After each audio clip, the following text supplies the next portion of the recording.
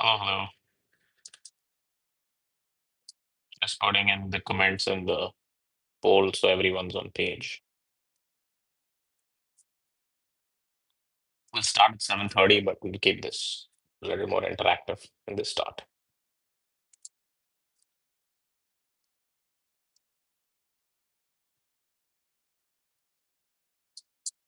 Drop in your name in the chats so that we can know who's in the YouTube live at the moment.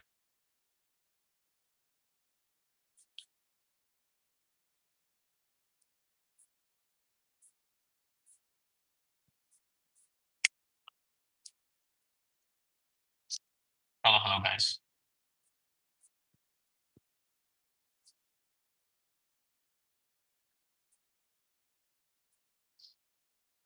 Let me just go ahead and put in the.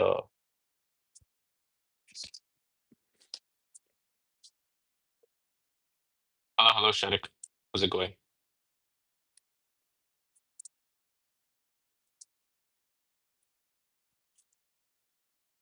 Let me just try see. It's quite the day yesterday, especially. So we did go live, Sharik, yesterday at an hour before the market opened because with all the news that came out, but that was some form of a day. But we were pretty sure, at least in our mind, that it looked a little too much. It wasn't as bad as people thought it would be. But I guess that's why the futures turned all the way up, right? That's what happened. So go ahead, give me a second. If you guys can hear me, just drop in a message in that saying you can hear clearly and everything's working well. Oh, perfect. Yeah. Urbaus says that's like a rocket ship. I'm guessing that's a rocket ship. I'm not sure if that is, but if that is, then that's pretty cool. Yeah, but that's what happened to the market. I mean, we'll start in a few minutes, but just drop in with your name, say hi, hello, everyone. I'm just trying to put in and see if we can get a poll running because I really like these polls. It's pretty much fun to get everybody on a poll and then, just get everyone's opinion. But yeah, Sharik, you were like, good, nothing like watching a little panic on the markets today with the tariffs. Yeah. I mean, that's what they're saying, right? The tariff man is back now. And he's back with a bang now. He's decided he's found new prey and now he's going for it. And that's pretty much his plan. I don't know if whether it sticks or no. He's saying June 1st. I don't know. I mean, he's just buying time now. I really don't. Sometimes I just don't understand like what's the whole game here, but basically, yeah, Tim's getting cooked for sure. That's for sure. I think one of the things that I was talking to another friend of mine yesterday was I think the issue was more that Trump misses Tim. He didn't come with him for all these trips. So he messes him on all these trips. He's like, where have you been? I want to see more of you. But I'm guessing he's not able to see more of the guys. So that's what's been happening at the moment. He's like, Tim's not here, Jensen is here. So I'll be nice. So apparently if you're traveling with Trump, you don't get tariffed. So remember, you gotta suck it up. That's the name of the game. Okay, hold on. Let's put this. Let's see. Let me see. Should I put in four options for the tags or like two is cool? I mean, sorry, for the poll. I'm not sure. Yeah, he said 25 on Samsung too. That's actually right because the concept being that Samsung has no plants in America. And the second largest company to after Apple that sells their products in America is Samsung. So if he did put it on Samsung, people would just be like, listen, he's just got this love-hate relationship with Tim Cook. And he's like, oh, I'm going to be putting it on Tim because I don't like Tim, but I want some Tim. Yeah, I'm going to put in maybe like four options. This one's going to actually be a little bit more different because I'm like, let's see who we blame for what all happens, right? You got Trump, you got EU, Apple, you got global slowdown fears. Don't know, right? Yeah, maybe three. Let's do three, right? Always chill, right? Let's see. So there's your poll out there. It should come up for you guys right there. Boom, done. That's perfect. So yeah, we got that. We'll go over all of the news as well and whatever's been happening. So we run down through all the news. Let's see what else is currently going on. We'll start in about 30 seconds. I'll give you a brief of what happened yesterday and what my views are. So for everyone that missed out, I think a few of our regular guys from the previous lives have been coming on as well. So shout out to them. As soon as they join and just drop and say hi, I'll shout out to you guys as well. And that was pretty cool because we were having like this chat out there talking about why really, as a group, we were not panicking while everyone else was just shitting in their pants at the moment. It was hilarious, all said and done.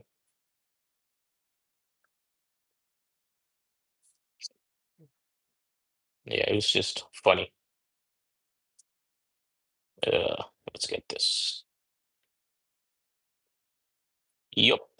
So again, like always, just like put in if you guys want a particular chat or anything, any particular stock that you guys want to talk about, we can speak about that as well. So that would pretty much be it. Okay, so we're all cool. I see. I always thought all is chill is pretty much going to be winning most times. Right. Okay. Yeah. So let's give a brief on what actually happened. So what we did see yesterday was a few things, right? One shot says hi. Hello there, bro. Robin, I want your poll answer as well. Tell me. Looking by the way your name says one shot, I'm guessing you're also an all is chill guy. Because I'm pretty sure Sharik is an all is chill guy as well. I'm thinking that's what happened. Anyways, let's go by give a brief of what actually happened. So you basically saw a day where everything was quiet. Everyone waited for the long weekend holiday to come through. None of that happened. Trump comes out. He's like, he doesn't like Tim Cook because Tim Cook's not been nice to him. Tim Cook's decided to build all his plants in India. And Tim Cook's also been like, I can't make it in America because the cost of an iPhone, which was $1,000, would shoot up to about 3,000 to 3,500 in America. The reason he's like, who's going to buy my product then? Right? You cannot make America great again purely because of the concept that you're not able to push them through into something. The biggest companies in America can't be hurt if you want to make America great again. So just remember that, right? So that's just the way it is, right? The second thing that's important to know is so he came in, he's like, okay, here's your 25% tariff on Apple specifically because they're not building their plants in America. So what we thought was that was the first bit of news that came in, and at that moment, Apple dropped down about 4%. So I was like, oh, okay, cool. That's a little too much, but fair enough. I mean, it is a particular company that's being tariffed, so I understand that when they come out and say that, okay, this is what's been happening, and right, it's something that's not really cool for Apple because Apple still needs to. I mean, Apple's only going to sell its products if it's able to sell it by making it in Vietnam, India, China, right? They're not going to be able to do it if they're going to try doing it in America. It's pretty much not possible. And trust me, as good as the iPhone is, I don't think any of us are going to be paying about 3x the amount, right? Three times the goddamn amount on an iPhone because there's nothing so much different. Like if you had $1,000 iPhone and an $800 Samsung phone, I would choose $1,000 iPhone. But would I go in and choose $1,000 iPhone, uh, $3,000 iPhone against a $800 Samsung phone, which could pretty much do almost the same thing, just that this operating system's different. So yeah. That being said, I don't know what's going to happen with the Apple story. Maybe they just need to meet, go for a dinner, feel good about each other, and everything's going to be okay.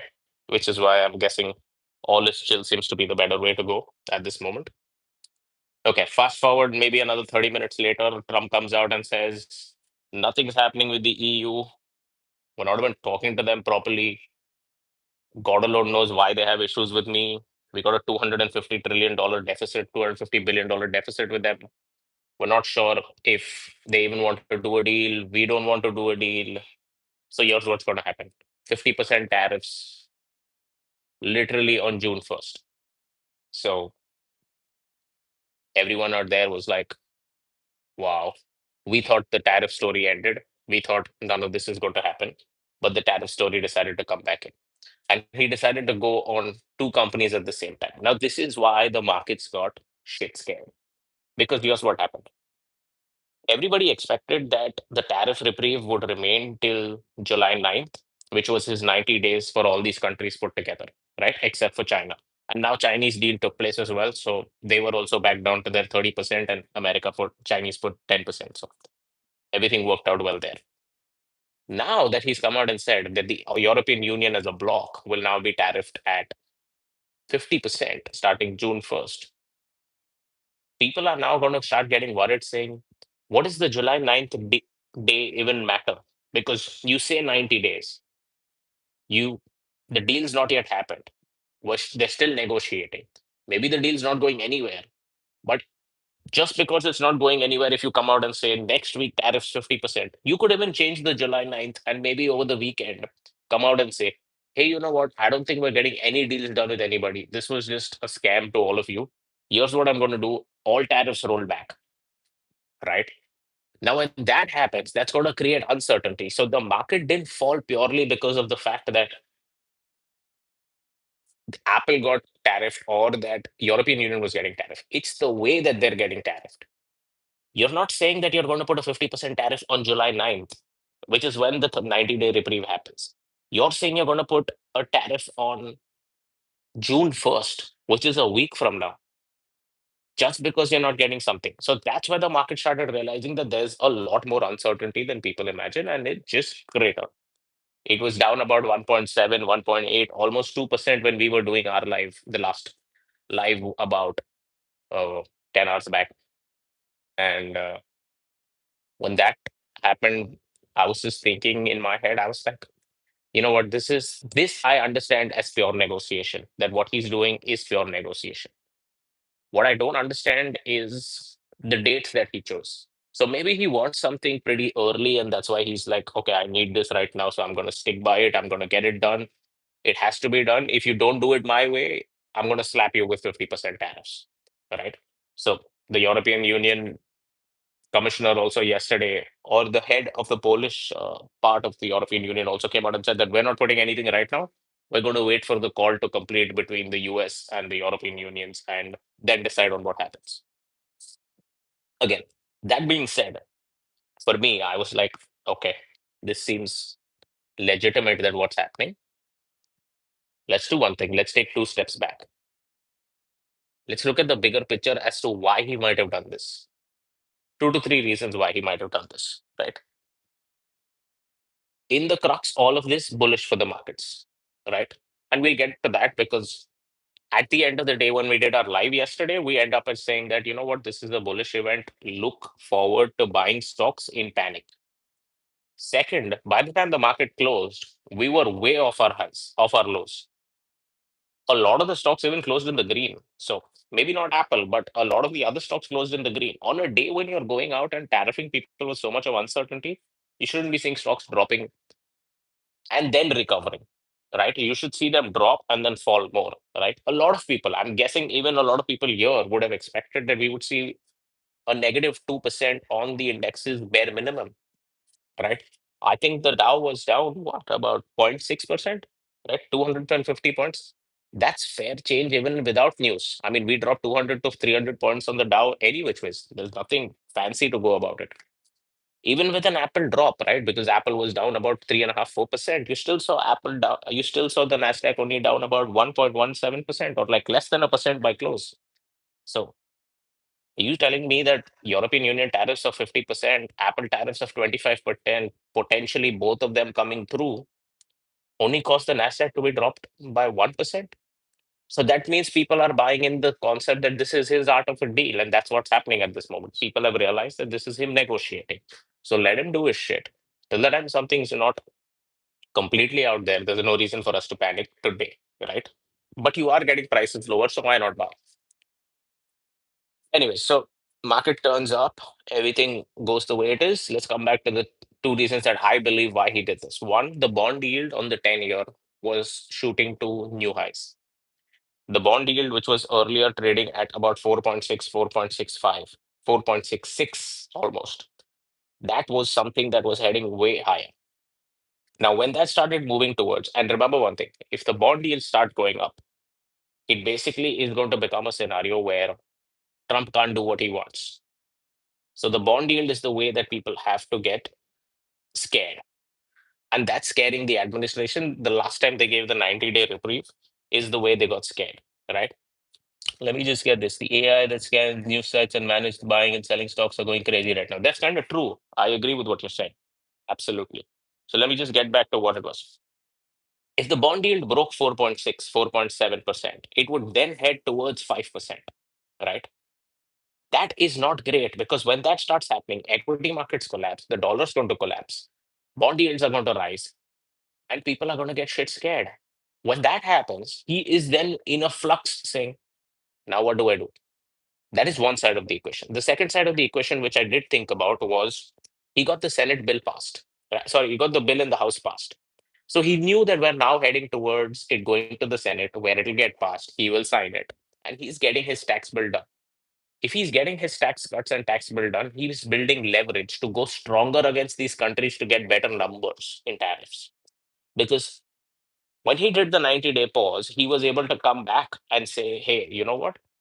In a scenario where I am not, the bond yield's not working for me, the stock market's down 20%, I'm being thought of as a bad man because for him, his image matters, right? He's like the only option that I have at this moment is to give a tariff reprieve. And when he did that, he saw this big, huge green day that came up in the markets. And then he turned around and he was like, oh, he loves this big, beautiful day. What a beautiful day in the stock market. Everything seems so great. All of that hula that happened. So, one being the 10-year bond yield, which was getting out of whack for him. It was heading back to where it was before the 90-day reprieve. That kind of must have spooked these guys and said, you know what, we need to come out with some news because we need the bond yields to come lower. So 4.66 on the bond yield dropped all the way down to 4.44 yesterday. And now it's at about 4.5.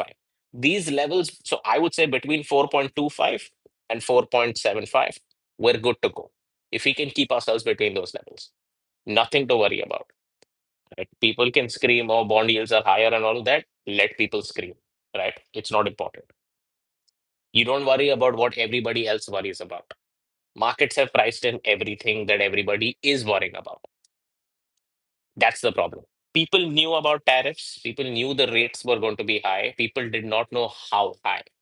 It went so high that it created uncertainty and markets collapsed. If there was a 10% tariff on April 2nd, markets would have skyrocketed because they would have come in line with what they estimated. It's because it was 2x, 3x, 4x, and for some places in China, it went into triple digits. The markets got shit scared and they had to get out. And that's when people sold because they thought, oh, capitalism ending, globalism is ending, trade is going to start down, everything's going to end up. That's the thing, right? So that's what happens to a certain extent.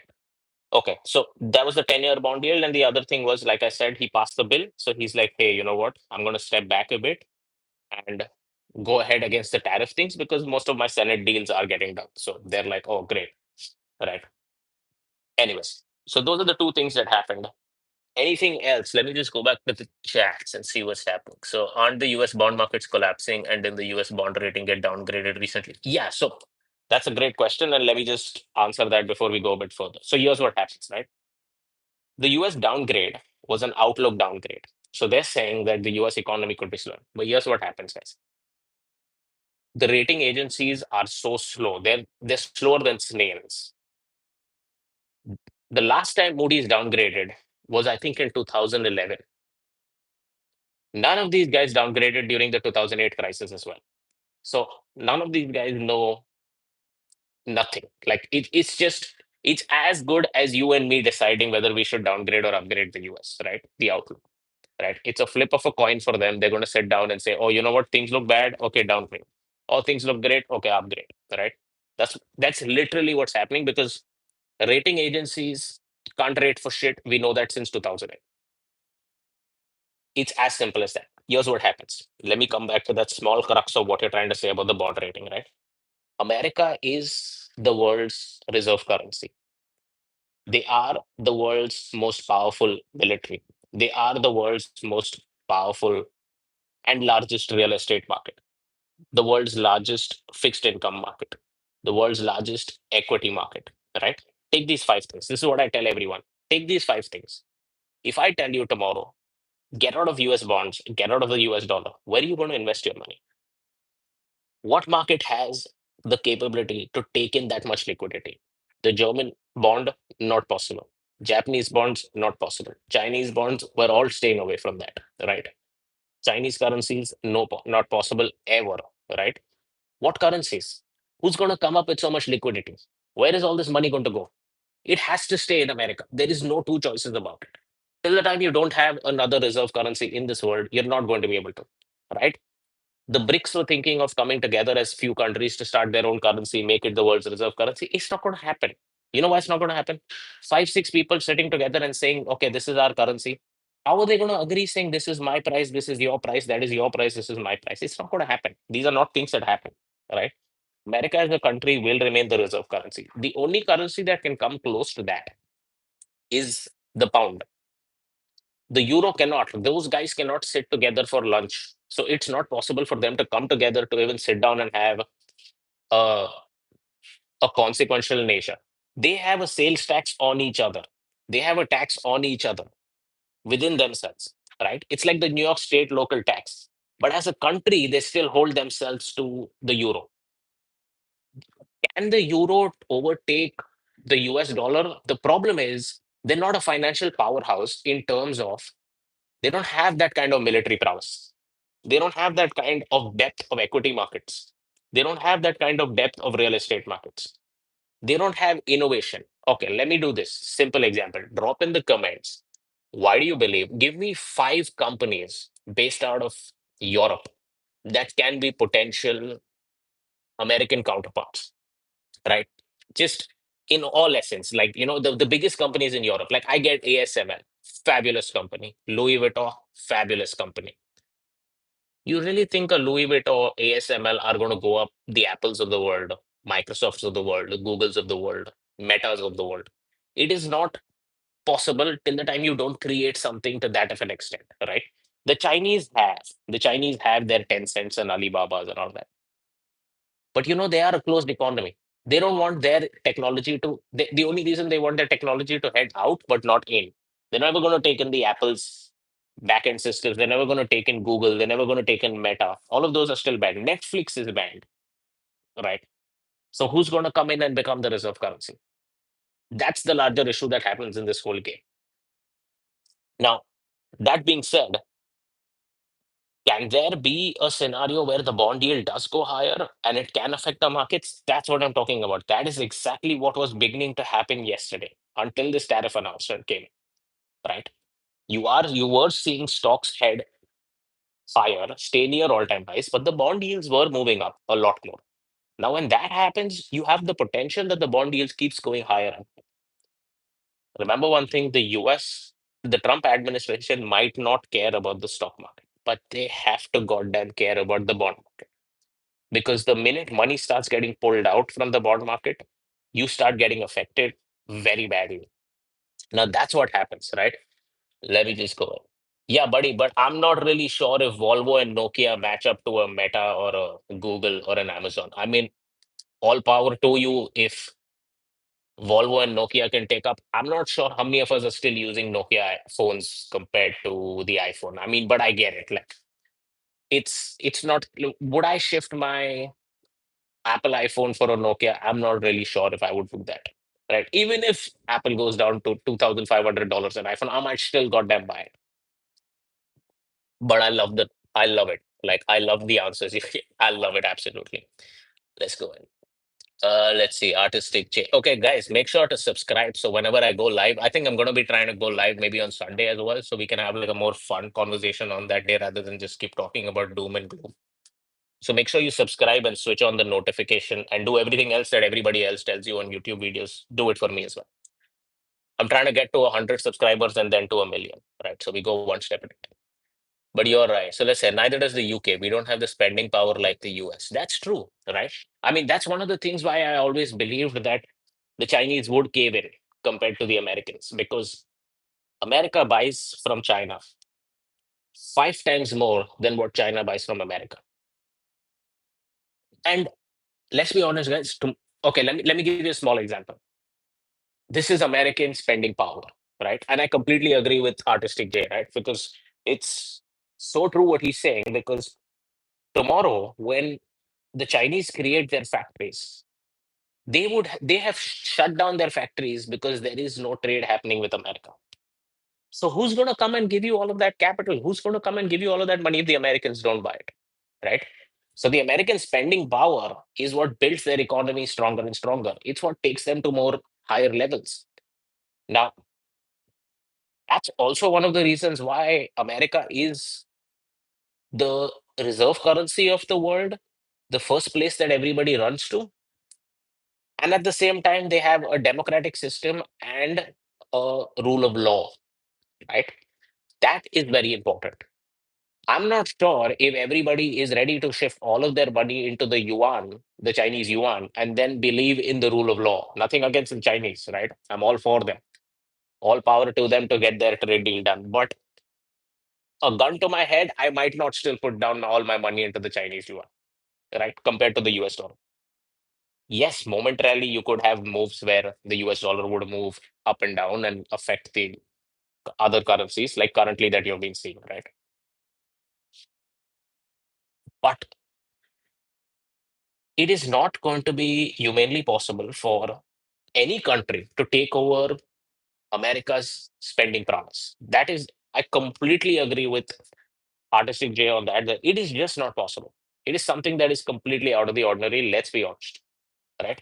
Keep that aside. Let's go ahead. Let's start looking at one more of the other scenarios. December 31st, 2024. I think I spoke about this on the live yesterday as well.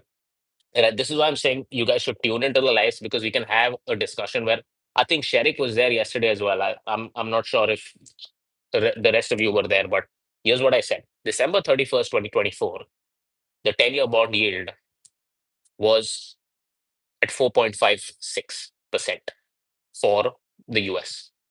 The 10-year bond yield, even as of yesterday, is at 4.50. Now, if I told you to close your eyes and go to sleep and not look at all of this, whatever happened in the past few months, you would see that the levels were the same, 4.5, 4.5, right? Okay, you're like, oh, great, everything's cool. Here's what happens. German bond yields, Japanese bond yields, global bond yields except US are all higher than they were on the last day of December.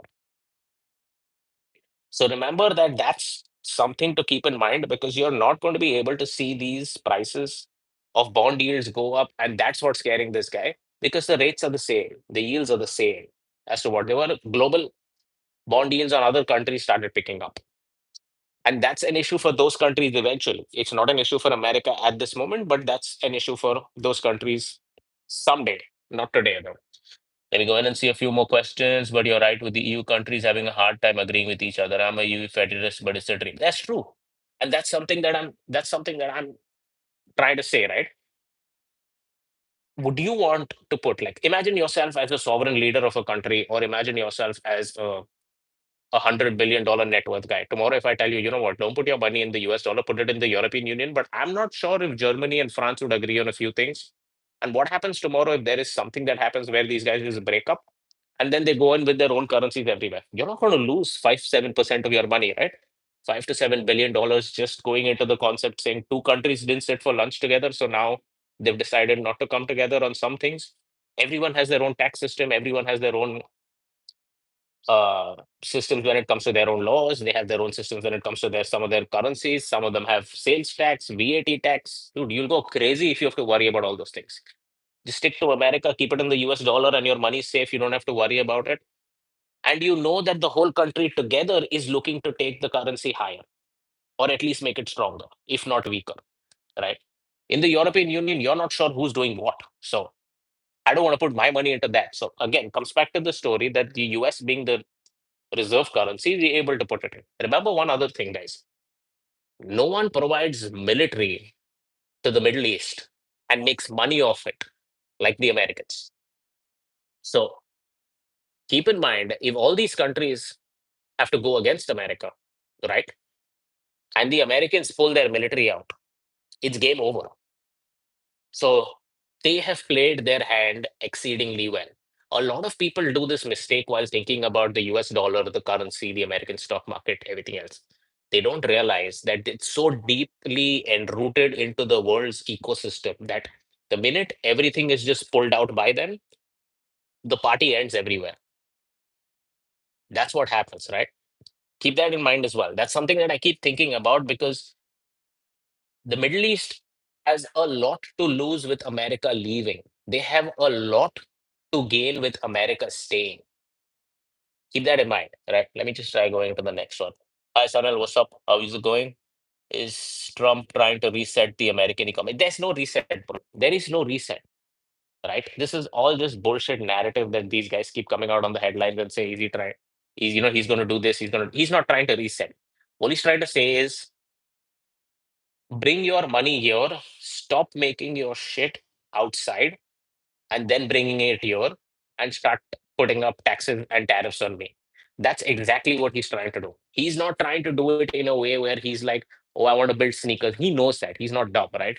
He's not trying to build sneakers. He's not trying to build any of his, all these t-shirts that were being made in Vietnam and all of that. It's all negotiation, right? It's just plain ass negotiation. There's nothing more to it. I'll tell you one thing though. What he's trying to do and what he's realized for the American economy is that if they want to remain the America that they are today and the economic powerhouse that they are today, they need manufacturing to come back to America, not of t-shirts and sneakers. What they need manufacturing to come back to is purely AI chips, semiconductors, high level technology, maybe construction jobs to a very large extent, warehousing to a massive extent. These are high level tech related jobs that he wants in America because he knows that if all of this starts moving to India, Vietnam, China, and these guys don't get it, the next wave of military prowess is going to be based on AI, robotics, all of that. That he needs, right? Let me just go ahead and figure out. Just Sharik says we also have to see how negotiations with Russia and Chinese restrictions develop to Russia's closer to having their restrictions reduced or lifted, provided they make peace with Ukraine. That is such a tough thing, bro. I mean, that is something that I just can never understand because I am just it is beyond me to figure out. Firstly, it's tough to figure out Donald Trump, right? And then to add in Putin as there is even more tough. So what I do, I'm like, when the peace happens, I'm gonna clap for it and I'm all for peace. Till it doesn't happen, I don't even watch the news because you know what? All they keep coming and saying is, oh, this guy's gonna meet this one, he's gonna meet that one, they're gonna talk of peace. Maybe it's today, maybe it's next week, maybe it's tomorrow. You know what? Figure it out later. Right? When it happens, we'll see. But if it does, all power to all of these guys because that would make a lot of the inflation in the world also come lower if the Russians are able to sell a lot of their produce globally. Right? Let's go to the next one. Mosian says, I like the 890 in your name, though. Let me know what the 890 is. That's pretty cool. Well, it's important to remember that a lot of US military weapons are made by European firms. So 77 is done by BAE.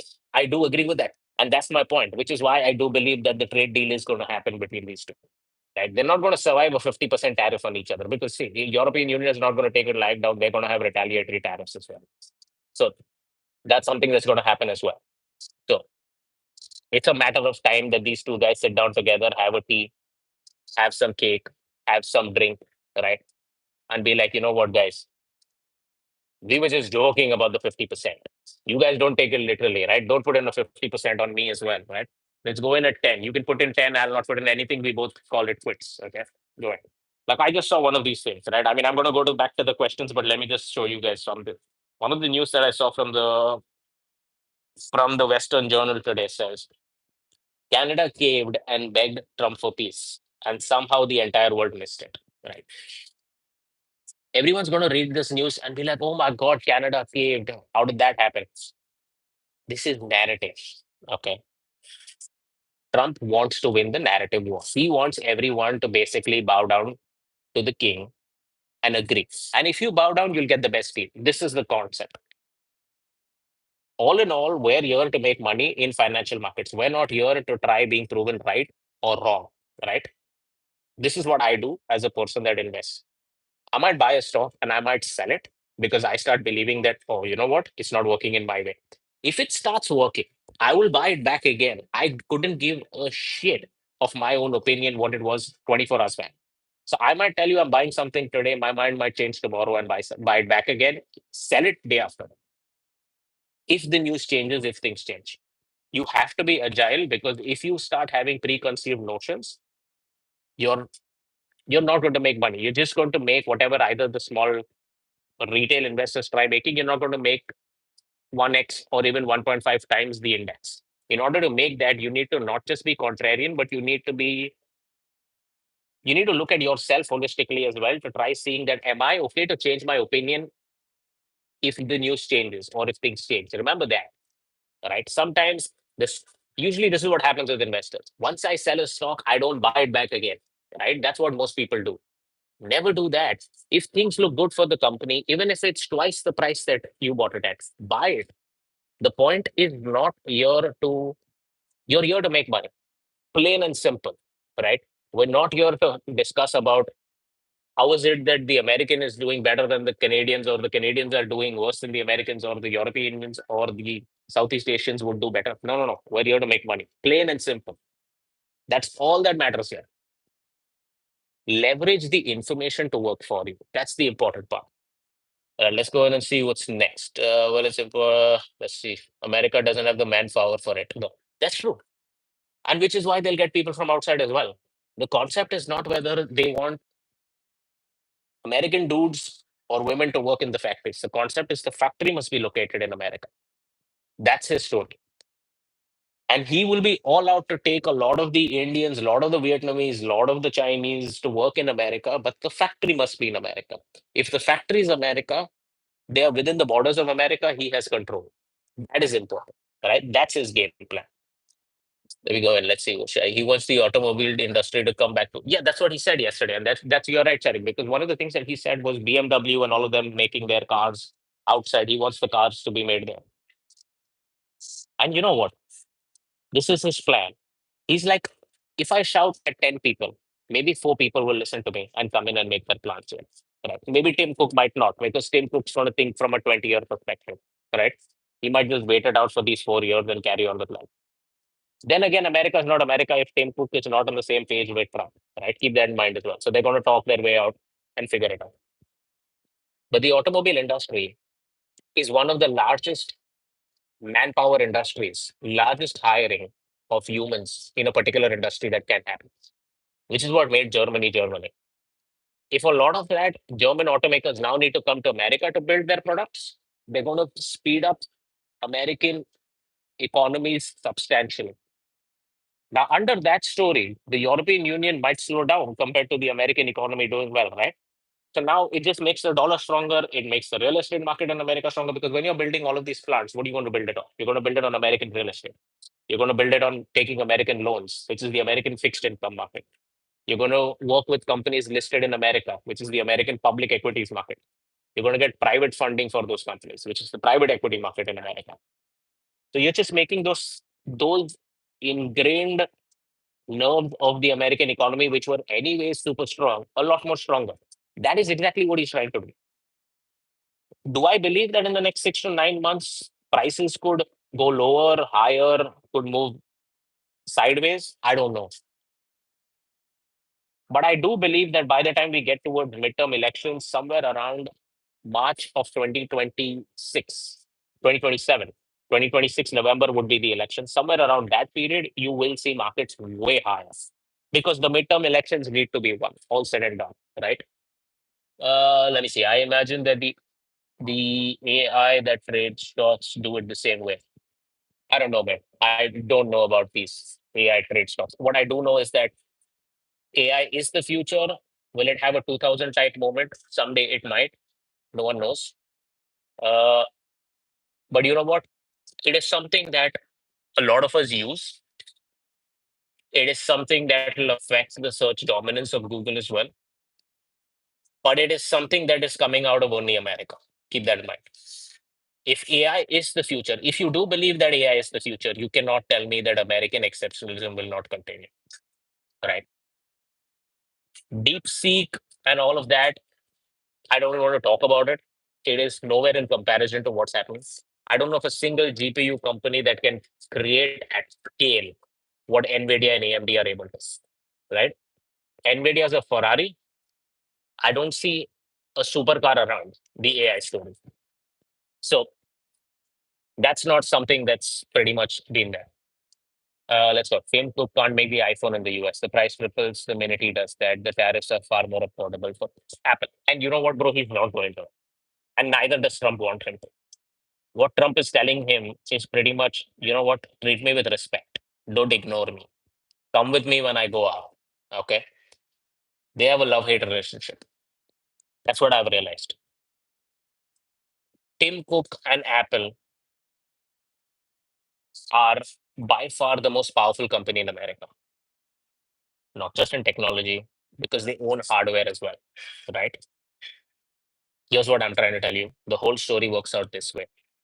They're going to sort their shit out. They are most likely not going to tariff Apple.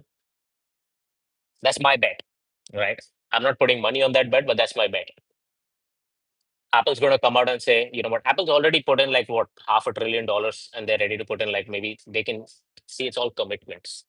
All you got to tell the man is that, listen, I'll put in a trillion instead of 500 billion. Stop putting tariffs on me. You don't need to put that today. And you're not going to put it in the next 2 weeks or 2 years or 3 years, anyways. You're going to play the longer game. So why worry about all of these things? Right? It's a commitment. Go with it. 4 years later, the guy's not there.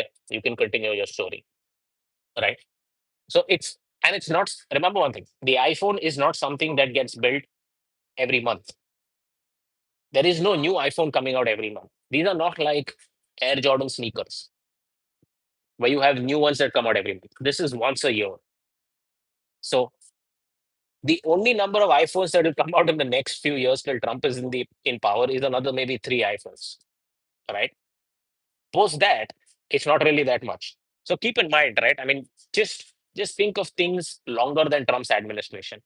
What he's doing today can affect prices today. Make use of that. I'm not saying not to make use of that, right?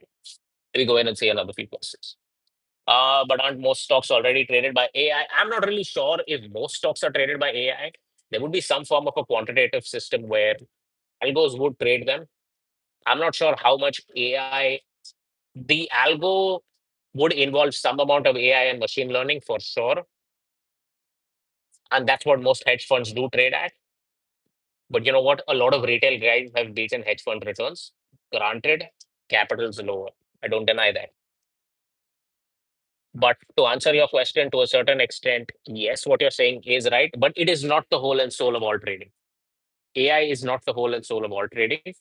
Quantitative trading, the whole and soul could possibly be AI, but still, a lot of trading happens non AI based and non quant based. Let me go see. Sharik says AMD is a stock to watch out for too. Yeah, that's true. You know what? A lot of people don't realize that they're cousins as well, right? So to some extent, they're not going to be in a situation where NVIDIA and AMD don't progress together. But here's the story.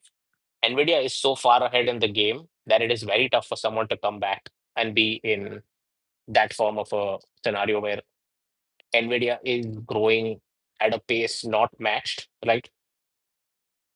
And AMD would come in to take that market share. I think the pie is going to get larger. There's going to be more chips needed, and AMD would fill in that.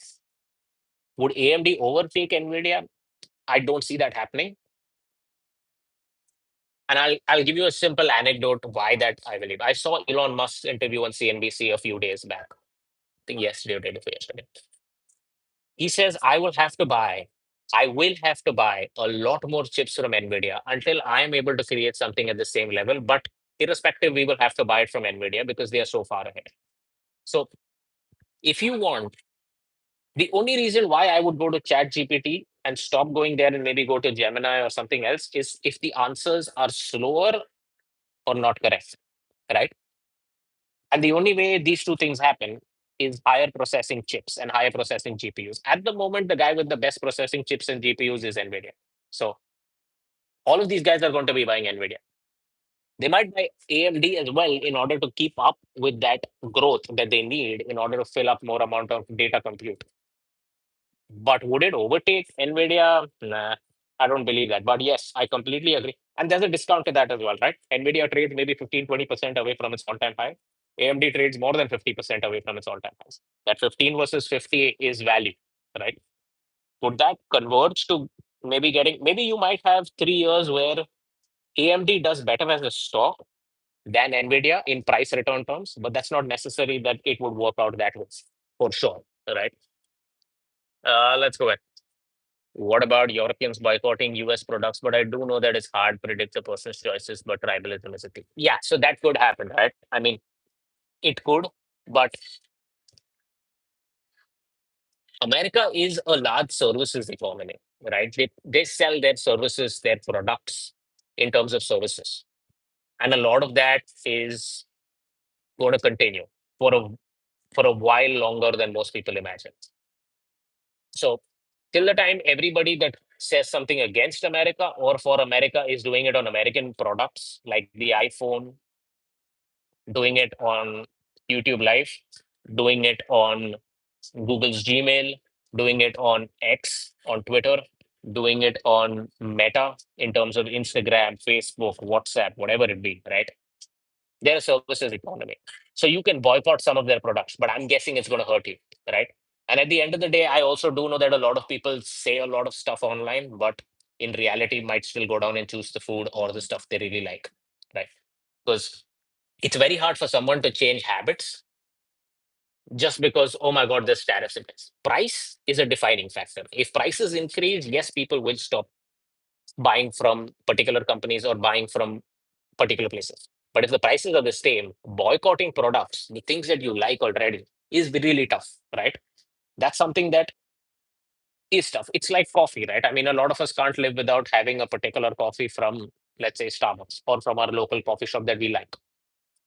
So just because there is something happening in this world, it's very tough for you to change your habits unless and until it affects you in terms of either price or it affects you in terms as a country. I don't see any of that happening between the EU and the US, right? I don't think anybody overnight is like, I'm going to stop having American cheese and American milk and American beef and American everything else because they might put a tariff on me on June 1st. That's just, I mean, then I'm guessing people don't have real things to worry about, and that's why they're worrying about these things. So that's what I believe in. Let me go ahead. Let's see. But admittedly, there is no comparable Google or, as you said, NVIDIA. Yes, you're right. Absolutely right. AMD is taking over a lot of Intel processors. Yes, they are because Intel never realized that this is the race that they should be in, and by the time they realized this is the race that they should be in, the race was over. They just went so far ahead that when they turned around to look and see where is NVIDIA and AMD, it's over. They were already taking their gold and silver medals in the Olympics, and these guys just realized the Olympics is over. Right? That's exactly what happened. They were just preparing themselves to see what happens. That's what happened with AMD to Intel processors to a large extent. Will they be able to come back? I am doubtful that they will be able to come back. See, this is not can I pay in some money and get more users kind of scenario. This is more of a if I need to grow this, I need physical capabilities, physical hardware to be built, right? AI, what you and I use is a software based product. At the end of the day, it's still a hardware product that needs to be put in warehouses, put in data systems. Till the time that's happening, you still need to make sure that, and it's not something that you can create overnight, right? It's not like a tech based thing, right? It's not like Instagram comes out and says, hey, you know what? I'm going to put a $1 price for everyone overnight to use this product, and maybe everybody will pay for it, right? And then they start getting in money tomorrow morning, and it's only a cost for them. Versus someone like putting in something which is a process that's going to take in so long that creating that next level chip that NVIDIA does is not going to happen so easily, right? It's something that's going to take a while longer. It's not something that's going to happen so early. Let me see. Yes, for sure, I do know Vector, man. It's one of my best movies, man. Despicable Me. Yeah. Anyway, so let's get back. Let's see if we have some more updates in the news. The other time, you guys can go in and put in one of it. Let me see what's happening with the poll. Who's winning, though? I need to figure that. Well, one of you guys know what's happening, just message me because I don't know. Just gonna click on a chat. All is still winning. Yeah, I guess a lot of you have got pretty hard nuts, man. You guys aren't worried about what's going to happen. Fair enough. I mean, I'm still in the same camp. But to be honest, let me see, right? So, what's the biggest market risk right now? Trump's trade war, all is chill, global slowdown fears, central bank staying hawkish. You know what? I'm still all is still at this given moment, but to a certain extent, I do believe that at a given rate, we could have some slowdown. All right. I am seeing a few things in the employment space, which is not looking good. If we have shocks in the system, the way it's currently happening for an elongated period of time, we could have a slowdown. Maybe not a full fledged 2008 type recession, but we could have a slowdown. So keep that in mind again. I know it's only maybe a single vote on that, but global slowdown fears can be something that I would say it's the second biggest risk at this moment. The first biggest risk being some guy deciding to put in triple digit tariffs on everyone just because he woke up on the wrong side of the bed. Right. That's something that you should keep in mind as well. Let me see. So, what's currently happening in the world? This is pretty much like a wrap up to the whole Monday to Friday nonsense that we see every week. But yeah, we make money from that nonsense, so we love it. Let's go. Let's go. Let's see. Yeah, I don't really think anything fascinating that much happened. Apparently, Kim Jong Un's pretty pissed about his warship blowing up. Some nonsense. But yeah, dollar crashes to 18-month lows after Trump tantrum. Bitcoin and gold hit record highs. So yeah, should I get Quest Trade, dude? I have no clue what Quest Trade is, but now that you say it, let me check it out. Keep more of your money. I mean, usually when someone says keep more of your money, I stay away from these kind of people. Uh, I'm guessing you're based out of Canada. And if you're really thinking that you want to use Quest Trade, I would say just look at something like IBKR or look at something like Ameritrade. TD Ameritrade is pretty cool. Uh, have a look at that. Just be with the biggest banks when it comes to putting your money. Just be with the guys that, because if shit goes down, you'll at least get saved, right? Keep that in mind always, right? These guys might say keep more of your money. I'm not sure. These guys might be the best talk in town, right? I mean, if there's any more Canadians here that want to put in the chat saying that if they've used Quest Trade, I personally use Interactive Brokers just because of their ease of access. So that's something that keep in mind. I mean, not sure what Quest Trade is, but anyone wants to help this guy out, let him out. As that dude from Suits in their commercial. Yeah, bro. If that's the thing, right? That I want the most boring companies to be managing where my money is. Right. I don't care if it's I don't want hot girls in bikinis on any place where my money is. Right. That's just something I stay away from because it's simple, right? They're marketing like crazy in Canada. Right. So I mean, see, to be honest, if there is not a marginal difference between the biggest banks broker, let's say an Ameritrade or TD Ameritrade and Quest Trade, if it's not like, oh my God, one guy charges me $10 to buy $100 of stock and one guy charges me $1, I understand that. If that's not the story, just if the pricing's the same, just stick with each of them, right? Don't really go down to get the next best thing because just because it looks better, it usually is not the best thing. Netanyahu says Trump told me I have absolute commitment to you. Okay, great. They like each other. Fair enough. Yeah, we have one thing out here. What was it? How about crypto? I only know the one side. Bro, that's beyond my league of understanding. But I do know that IBKR does allow crypto. I'm not sure if TD Ameritrade allows crypto, but you can check. I mean, interactive brokers might as well. EU and Israel fallout. I never even knew if they were friends, right? I mean, they've always been falling out and getting back together and all the other stuff that's happening. Right, let's go. You don't want Wolf of Wall Street managing your money. I use trading to. Yeah, exactly my point, right? I mean, you hit it right here. That's not something that I also want. I mean, I want my money to be with these guys to be at this broker who has like, guys who are so meticulous with what they do, old grandpa type guys sitting there and just sticking to the book. Because I don't want my money to be thrown out of the window just because it was some yacht party where this guy decided to lose all my money because he's the CEO of a company and he just made $1 billion and doesn't know what to do. Nah, not my scene. Can you repeat the first? Sure, you said brokers something. It's so what I said was interactive brokers and TD Ameritrade, right? I think if one of you can just type it into the chat, or maybe I could do that as well. Let me just see if I can help you out by putting it into the chat. Uh, what? Not like I'm sponsored or anything. And you can use whatever you like, bro. Yeah, cool. Yeah, there you go. You can try that, and the other one is IPK. Thoughts on the Nippon merger deal with the US? I think that's just what you're saying is right, Sharik. I think one of the things that's happening there is they're just coming together in order to get the Japanese trade deal done. So he was all against it.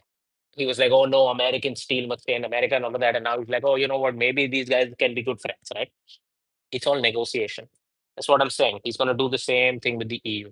Be a bit smart, put these two together. You start realizing that if US steel and Nippon steel is something that Trump is okay with, which he was not okay with, and now he's okay with it, it just answered your question that there's a Japanese trade deal happening. Do you know what's going to happen if the Japanese trade deal happens? With all the uncertainty that got created yesterday, if you get to know that the Japanese trade deal is happening, markets are going to go up, right? There's no point in you buying it later on. You got to make sure that you're buying it a lot before. So keep that in mind. I mean, that's my view. I'm not sure. Uh, by the way, there was some news that Belford apparently liquidated all of his assets, saying that the market outlook looks bad.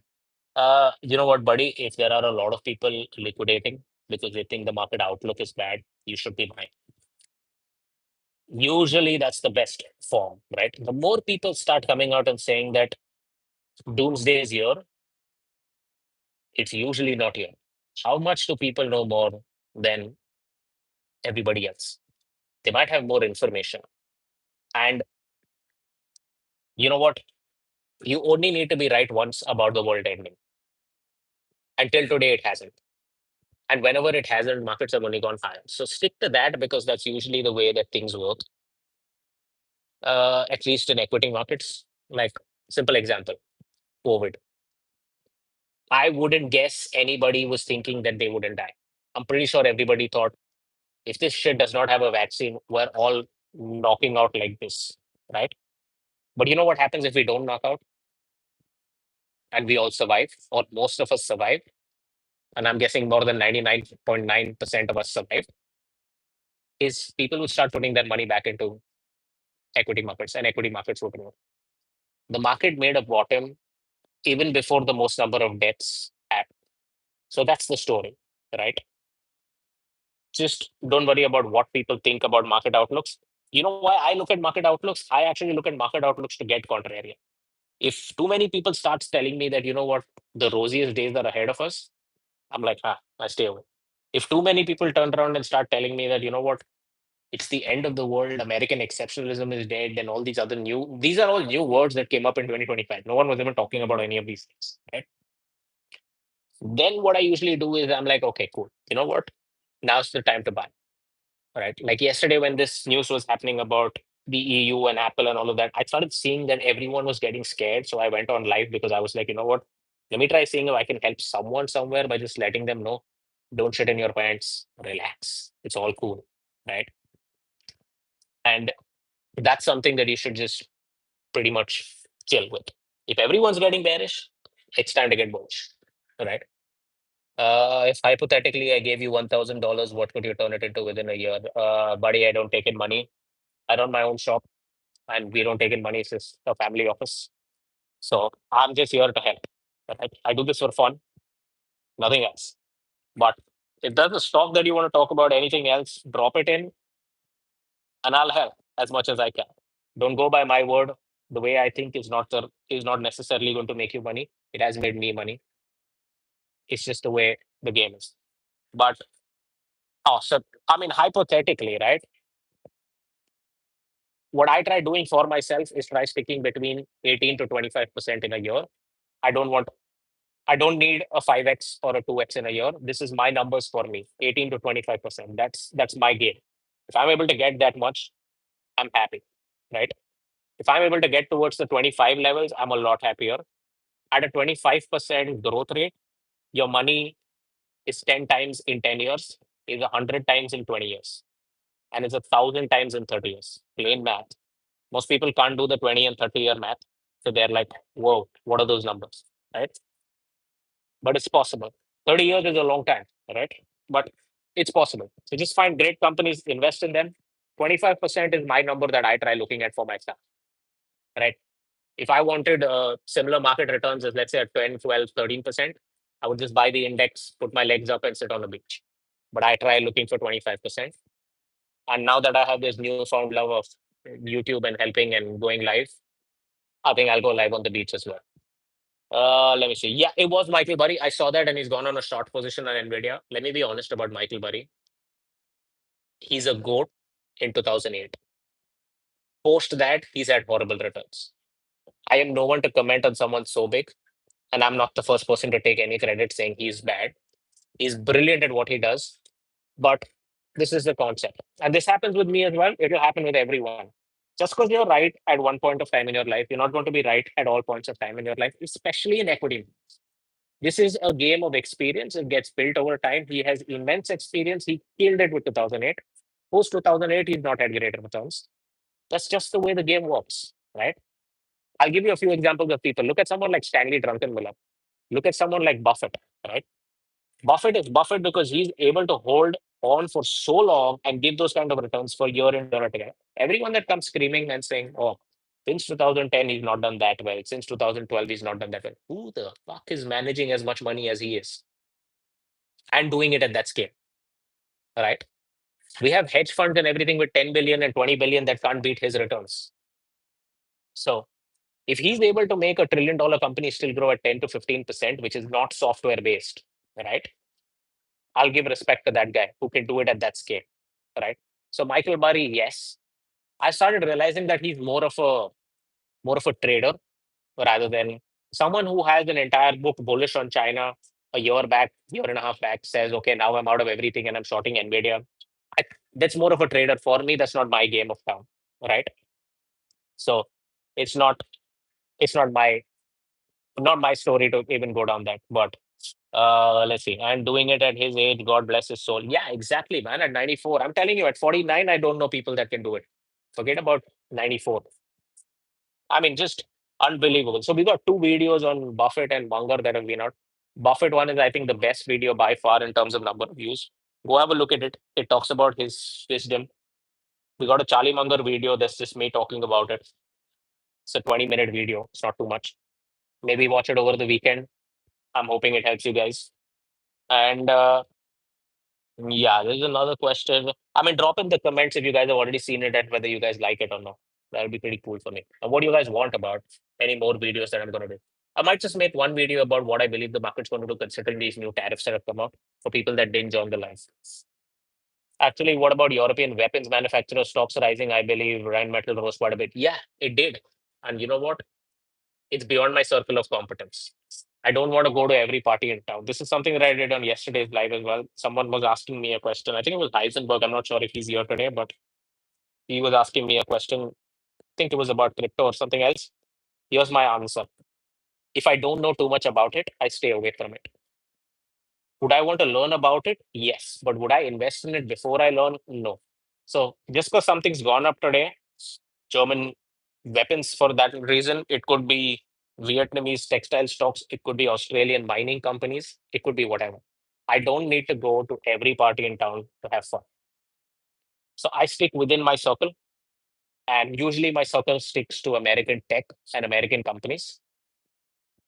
And I like that circle because I can see people use it, I can see things that happen there, and I don't go outside that, right? That's something that I always keep in mind when it comes to uh, companies that I want to look at. All right, let me just go back and try seeing if we can have some more news that happened overnight.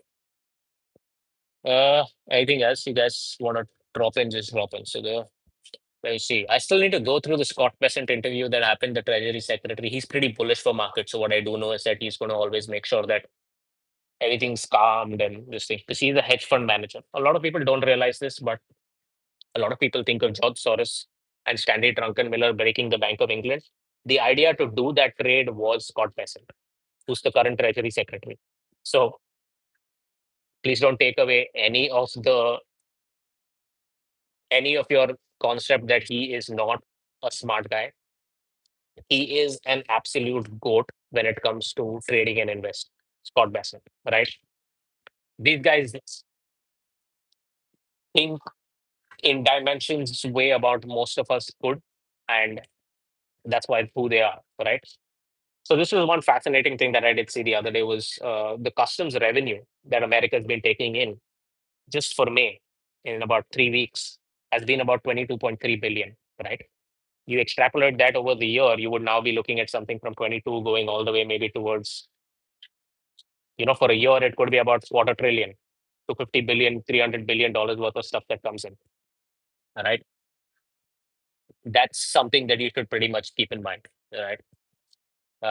Okay, let me just, before I get in there, let's see.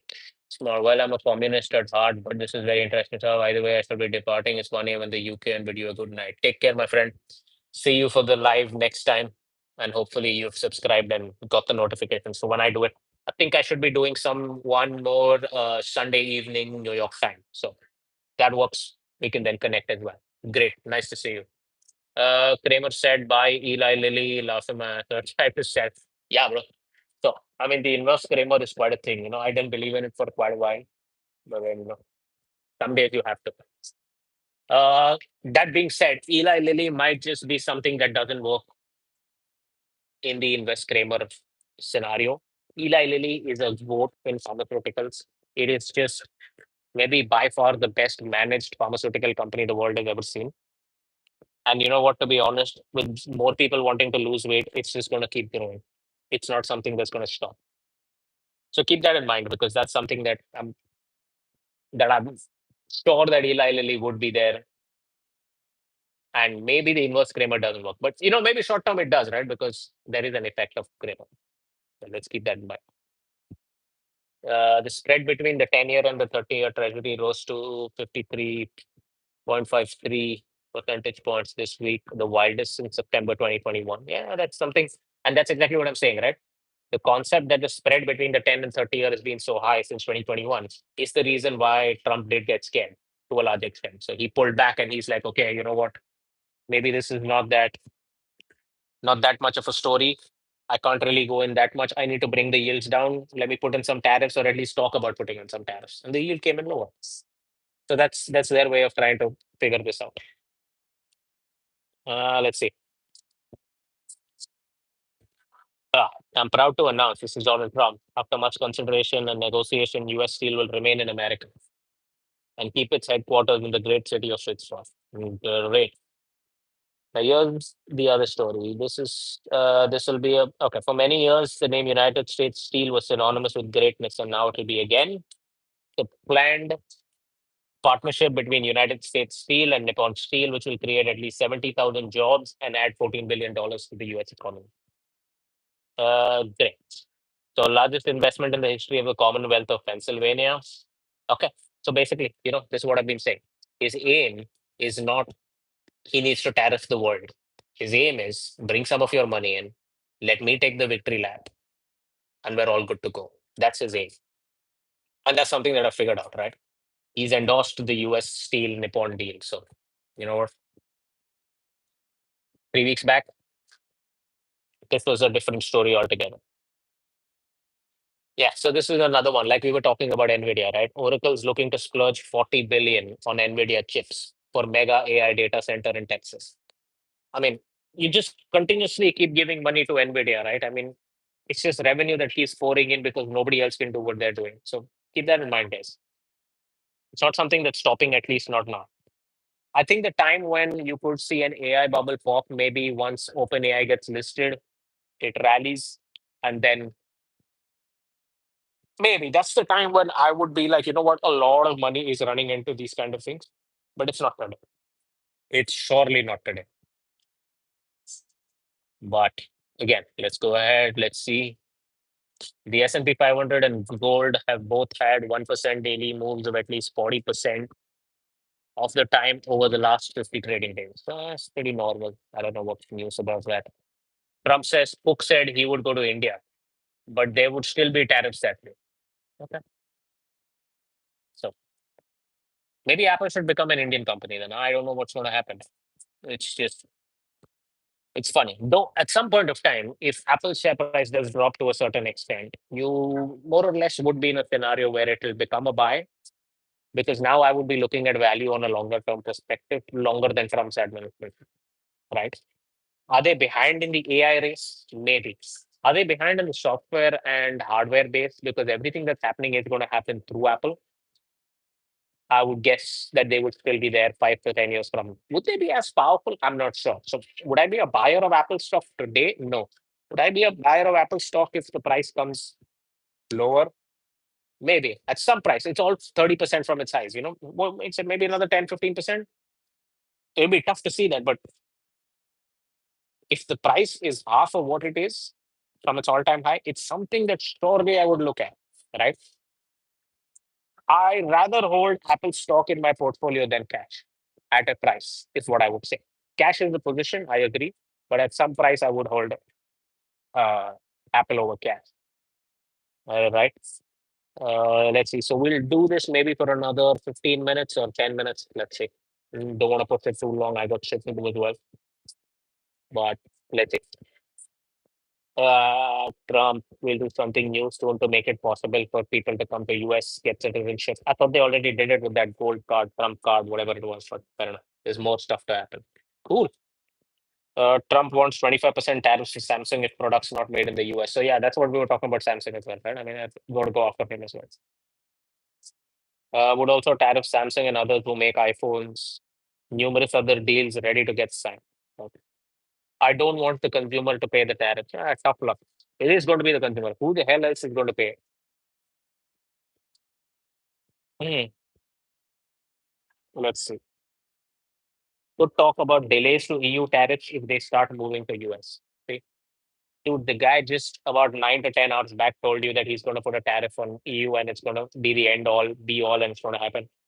He's like, yeah, if they start moving to the US, I can give them some rope and maybe delay the EU tariffs. So that's something that also happens, right? Keep that in mind. June 1st on EU, 50% tariff. They'll just build plants in the US. I'm not looking for a deal. It's set at 50%. But if they build a plant here, I could talk about a delay. So there you go. Uh, it's going to be fun. The weekend for sure is going to be fun because a lot of people are now going to be sitting down and looking at Trump. I think a lot of us stopped looking at Trump over the weekend and started watching NBA and all the other sports. I think he wants his attention back. So keep that in mind.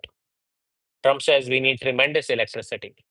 I have no idea what tremendous electricity is, but I hope it's a good thing. Okay. Talks with EU are slow moving. Yeah, that's the point of it. Uh, Oracle will purchase around 400,000 of NVIDIA. We already got that.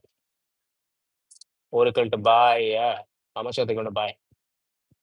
So this is going to be fascinating because what we're trying to see is uh, he makes announcements on absurd tariffs and then gauges the market reaction, starts negotiating. Yeah, that's what he does. Bro, like I said, I've been saying this from before.